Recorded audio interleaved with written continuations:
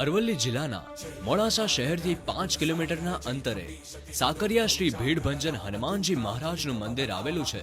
સમગ્ર ભારતમાં સ્વયંભૂ અને સ્વયં પ્રગટેલા આરામ મુદ્રામાં અનોખી સ્વરૂપની આ પ્રતિમા મનને મંત્રમુગ્ધ કરે એવી છે.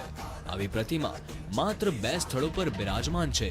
એક પ્રયાગરાજ ત્રિવેણી સંગમ પર અને બીજી ગુજરાતના આપણા સાકરિયા ગામે, જ્યાં દર શનિવાર, રવિવાર અને મંગળવારે ભક્તોની ભારે ભીડ રહેતી હોય છે.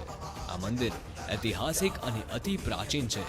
લોકવાયકા મુજબ આ મંદિર રામાયણ અને મહાભારતના યુગ સાથે જોડાયેલું છે, જેનું પ્રમાણ આ જંગલમાં થોડીક દૂર કલેશ્વરી ધામે ભીમના પગલા અને ભીમની ચોરી હાલના સમયમાં પણ હયાત છે.